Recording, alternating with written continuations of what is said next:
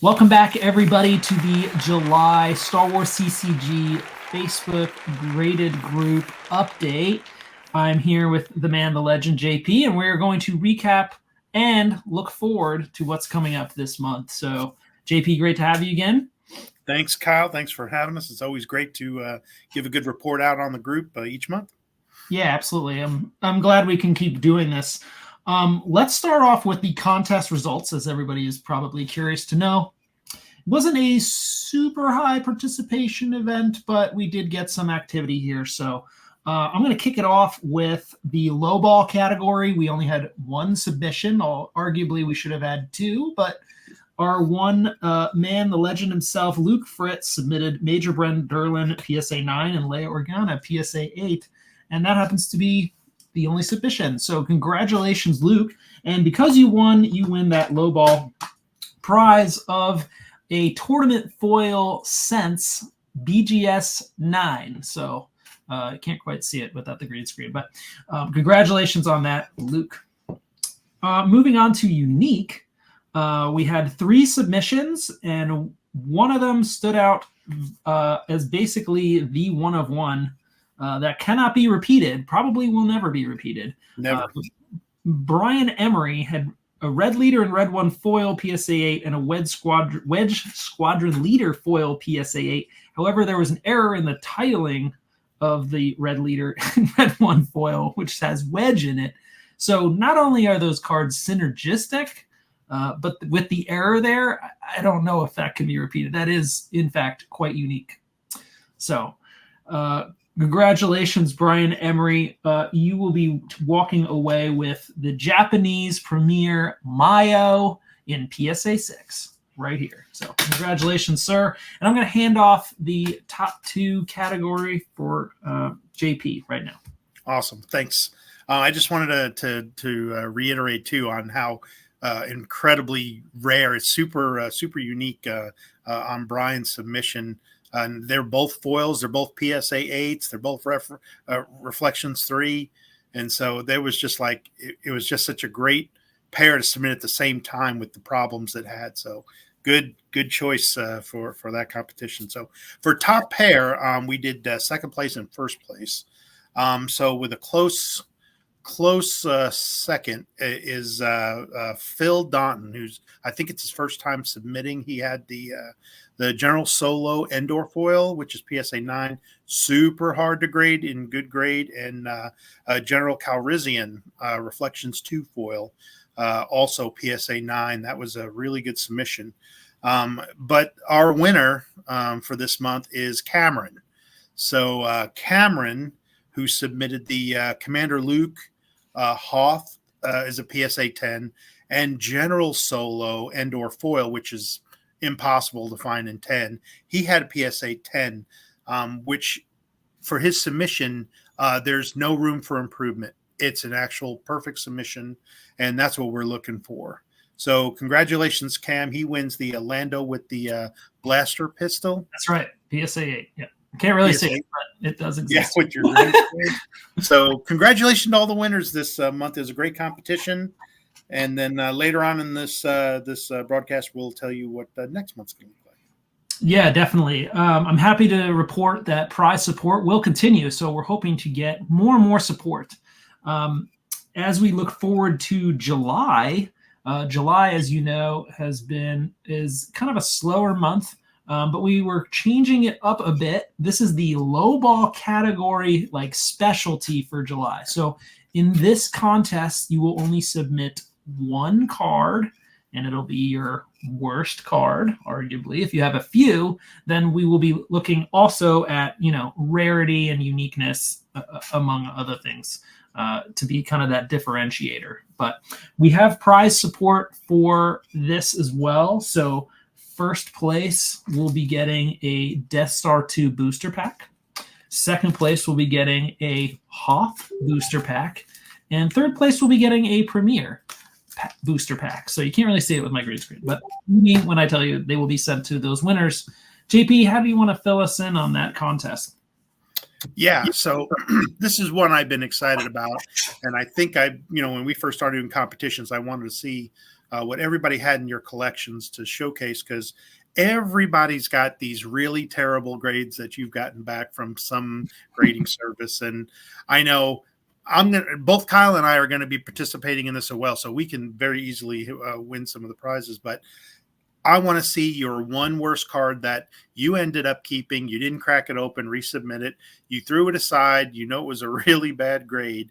And we're going to be judging based upon one, of course, the rarity. Who has that Vader, or who has Commander Luke that might be a PSA 3? It came back and you're like, oh my goodness. So the rarity, yep. And then of course the worst grade. What is going to be the worst grade? And there may be, like, you know, if there's a large population of people doing Darth Vader that are 4s and 5s, there may be a higher population. There may be 5 or 6 of us members out there that all share the same grade. So population is going to play a role too. So if you've got that one R2D2 that came back a HGA2 or whatever, that may be the lowest. If it's population 1, you may be the only one that owns the worst version of that card, and I can't wait to see. Yeah, and JP and I were just laughing about earlier before this recording of a PSA 2 return I got from a card that was split in the middle. It actually was separated, and I had forgotten it. I meant to submit a different card, so it is kind of funny in retrospect, and I kind of want to keep it because it's so awful. It's like a reminder of like what it takes to be a PSA 2, right? So not even a 1. I mean, the card itself was in good shape. I imagine you have to run it over with a car, be shredded, but it still has to be recognizable because it has to be a card that they're going to say, like, this is gradable. Some cards, they might, if they're too unsure about it, they might just kick it back, right? And just be like, not grading, you know, or whatever. I also know some of the cards that PSA has done, if you've ever gotten an email where they said, we screwed up, or any grader for that reason, where they screw up in the sealing process and they damage the card, right? So you may have gotten something that would have been 8, 9, 10, but instead they say it's now a 3, 4, 5, 6 or something because they damaged it, and they'll refund you the money, right? So that could also be part of the story too. So if that happened, definitely include that too. I know I've gotten at least 1 or 2 of those, sadly. So I'm looking forward to that contest, and stay tuned for August. I don't think we've gotten to August, so we'll keep you apprised of that. Let's move on to the Facebook group updates. So JP, how many members are we up to now? Yeah, surprisingly, as of today, we have crested over 800. So we've got 803 today. I checked this morning to see if anybody had some late submissions to the competition. We had 802. So one member jumped on today sometime, and it took us almost a whole month to get that last 2 to get over to 800. We were sitting at 798, 799. We dropped down 796. So we were kind of up and down. And after having such healthy months of 30, 40, 50 members, you know, at a time going on, I think we're getting back to some healthy growth. But we've hit 800, and now we got our eyes set on 900. So Kyle and I have been kicking around. We're going to talk to some of the other group experts and some of our chats, and we're going to plan something for when we reach 900. It'll be some kind of a cracking of some packs or some boxes, and so we'll let you know. But we're on our way to 900. Yeah, I definitely want to do something for that because that's super amazing milestone. But we have only more to grow, so yeah, very exciting on that. And then what else was I going to say? Haven't had any updates from PSA in terms of the registry sets, although we're getting things like cards from the 1880s, like a butterfly set, and some, you know, baseball set that nobody cared about from 1902 or something. So there's been some weird stuff that's been added. Unfortunately, none of it being Star Wars CCG. So if you have not submitted an email to the registry set, I encourage you to do so. The template is on our page. Just search for it and, let them know how you feel about it. So, right. And there's only a set. Well, really, there's probably more, but there's only really a set amount that's on the checklist, the official PDF checklist that they did for Star Wars CCG. But again, as we're trying to pound away at them and get their attention, and the squeaky wheel gets the oil, that hopefully we can create more sets, everything Darth Vader, all starships and things like that. But we got to keep pounding away at them, and our numbers are going up. They've got to see population reports are just getting larger and larger on Star Wars CCG stuff. So it's up to us to take care of us. So please reach out to send an email and reach out to PSA registry team. You have all the information. It's all posted in our group, and I'll probably put that up in the featured. I'm not sure if it's featured, but I'll make sure you can find it pretty easily. Yeah, that would definitely be helpful, as that's a campaign we need to continuously do until we get it done. Right. So I know we have the members to do it. We certainly just need to get their attention. I'm not sure what they're waiting for. They have the master lists. Yeah. In terms of last month's sales, so June was a slower month from sales. I mean, we had some power months with April and May, a little bit slower in June. Frankly, that doesn't surprise me. I mean, when I think about, the summer months, June, July, even August, I'm thinking of people, end of school, people going on vacation, doing more stuff outside, and I think this is like it's not to say the opposite of COVID, but in wintertime when we're forced inside and we have our inside hobbies, and then we kind of focus more on where we stand with that stuff. It doesn't surprise me in the least that's, I think historically that has been the way, particularly around holidays, right? Memorial Day, July 4th, even. I don't think I'm going to list anything, around a holiday. I think, it's just not a priority. You should be in your backyard grilling or going to a pool or beach or something, like something else, frankly. Right. I mean, I agree. And it's not like a sport. It's not like, hey, basketball season's done now, and now the sales for basketball's down. This is all year round. And, usually when there's new shows that come on, it picks up a little bit, but there's been mixed thoughts about the acolyte and so I'm not going to get into that. No, we're not going to get that. I'm still on to focus on the sales piece, because if you've got your ear to the ground and you're paying attention, not only was the volume down, but the prices of boxes and the prices of cards were very low. This was one of the lowest months, so you could have gotten a really good price on a box just by paying a little bit of attention. If you go out there and see on Fridays and Saturdays, a lot of sales end on Sundays. And so you can kind of track a couple things. And, there were some boxes that were hundreds of dollars cheaper than what you can normally get. Yeah, there were some great deals. I was like, holy moly. I haven't seen prices like that in a long time for some of those boxes. So maybe it's time to update the search, saved search notifications of what's popping up, right, when it comes to the sealed stuff. Because it wasn't that long ago where people were fighting over them, and now it's like, oh, I have it, so maybe I'm not going to look for it, right? I'm thinking a lot of the people that probably were like, oh, I don't have a box, I meant to get one a while ago, let me go get one, like maybe got them, right? And then it's just like, okay, I got it, I'm good. I'm not going to lie, I passively don't really look at Star Wars sealed hobby boxes and stuff like that, booster boxes, right? Very often. Yeah, same. Once you've got everything, if you've got the master set, and you've got everything you want sealed, you don't really tend to look at that. And you sometimes find stuff like, holy cow, if I needed that, I'd fork the money out right now. It'd be top priority. But there are still members right now. I'm watching every day, all the time. And there's still people's like, hey, I got my first submission back. Not bad. Everybody I'm showcasing, take a look. And I'm thinking, this is your first time, or you still haven't submitted yet, and you're part of the group. I would be paying close attention these next couple months, and you can get some really cheap sealed product that you can really get pack fresh cards from. So just pay attention, and don't be afraid to start getting some cards out and getting your feet wet. I will say it's been a little more challenging with all the Star Wars Unlimited stuff. When I look up Star Wars CCG, a lot of Star Wars TCG and Star Wars Unlimited stuff clogs up the search, right? So you got to filter it by Decipher. So that kind of, mildly annoying, but it's not the end of the world. Grading Star Wars Unlimited is not the same as grading Star Wars TCG. I mean, no, right. In fact, with my going to be great condition, Yeah, they're the quality on them. They have a great QC. That's the thing, but Decipher is they never had any quality checks on it.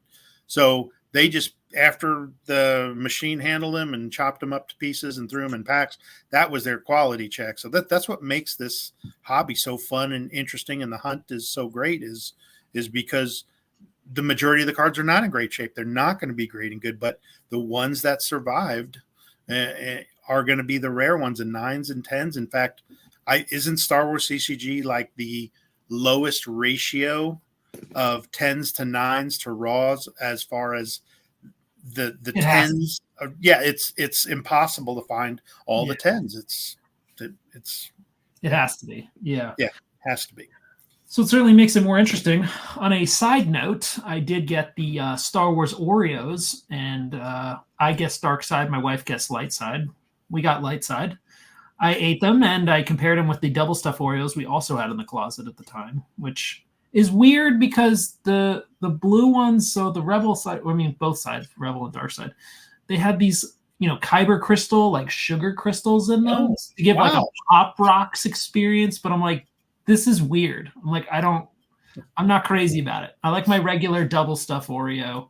I don't need extra sugar crystal in there. Just, you bite into it and you're like, ugh, that's like extra sugar. I'm like, I don't need extra sugar. There's enough in there. Just give me my regular one. So they're not bad. I don't know if I'd buy another box with a Kyber crystal. If they just had them blue and like didn't change them, I'd be more about it. But it's kind of strange. Like, it just tasted different. So that was just my opinion. Maybe I'm just a more Oreo sort of simplest, like purist, I guess. Just keep it regular. Maybe. It's funny that you bring up some of the food stuff. I've been noticing some oddball commercials too. There's I think Bones Coffee makes a Star Wars coffee grind. They make 3 flavors, like Wookiee cookie and one Rebel and one Empire, but it's packaged in this really beautiful box. It almost looks like a sealed box of Star Wars CCG cards. So it's like, I mean, would that last forever if I bought a box and put it back? Definitely not. No. I mean, Star Wars food collecting is a thing. There is like a big collection. Actually, Steve Sansweet and Rancho Obi-Wan certainly has a fair share of food products. But I think ideally, if you like get rid of the food somehow, but keep the box, that's probably more sanitary. Probably. I mean, cereals can last a long time. I mean, there's Wheatie boxes that go back into the 40s and 50s I've seen that are still sealed, and I've got some sport ones that are sealed, but I know there was C-3PO cereal and all kinds of other Star Wars related. So I bet people have cereal boxes that are still I'm sure you could go nuts with that. But well, yeah, other than that, I don't have anything else. I'm still awaiting for a Star Wars CCG submission back from that Star Wars special PSA was running. Hopefully they didn't screw up my order. Yeah, same for me. I've got a couple of oddball things. I think I mentioned there was a mystery item or two that I'm getting graded right now. It's still in the same status for the past 30 days. So once that gets done, I'll try to remember to do a video on a reveal. I've only done very few reveals, but it'll be something interesting. It's a little different. Still pertains to our group, so it'll be pretty cool. And I've had a lot of opportunities this past month, more than normal, to go into other Facebook groups of people saying, "Hey, I've gotten this. I found this at a garage sale. I've just gotten this in." And do you think I should get it graded? And what's crazy is they're just asking people within those groups. And so it's mixed feelings of like, yeah, you want to make more money, get it graded. And other people like, yeah, it's a waste of time, but gives us the opportunity to throw out there and say, hey, come check out our Facebook page. And maybe that's the last 5 or 6 that joined, is that I had a lot of opportunity to say, hey, we're over here printing money. Come see what we're doing. Yeah. Yeah, I think it's just like an awareness piece at this point, right? I mean, I think it was disappointing that Star Wars PSA magazine didn't mention a little bit more about the existence of Star Wars. It just kind of like went totally over their head. Yeah, one sentence, and they put it right in the middle of the new Star Wars Unlimited, which is not even a year old yet, not even 6 months old. And here, Star Wars CCG has been around since '95, and we get one sentence. Yep. Yeah, so mildly disappointing there, but doesn't mean we won't stop pursuing PSA for That's right. For getting these registries and getting some more attention out there. I mean, certainly with the sales that we've been doing, I'm tempted to almost be like, here, look at this spreadsheet we've been keeping. Like, clearly there's a lot of volume Yeah. here. But then the other part of me is like, well, if they find out the true price, then maybe they'll start jacking everyone's grading up. So like, maybe not. Yeah. A little torn on that. No, I know. But yeah, otherwise, anything going on in the card show or local card scene? No, that was just that was just gonna be one of my last points, is that June was and July will be kind of a busy month for me. But I've checked shows and I'm still trying to get some vendor booths, and I'm dying to, like, once I do, is kind of record how the show goes and just have some different pictures and everything. But I think there's only one left here in July that's I'll be able to make, and I'll see if I can get there. But I still can't find anybody to get vendor tables. And I used to get vendor tables all the time. The sports card shows are just packed. They're just it's picked up again, and people are way back into sports cards again. So it's a big deal. Yeah, I'm always looking for like different websites and different sources of where I can find out about card shows. So if anybody has like a really good resource that they use, I'd be interested to know more about it. I know there's like Card Show Radar, and the Brotherly Love Card Show is twice a year, and I know there's some other card shows like in the DMV area, but those are biannual too. I don't think there's another one until the fall. But yeah. If anybody has anything that's near them, feel free to post that in the Facebook graded group for others, to know about, because I'd love to get, more opportunities to get our slabs out there and have those discussions and see what's what and what's hot. So anyways, JP, this has been great. I appreciate your time as always, and we'll chat on the next update. All right. Thanks for having me, Kyle. All right.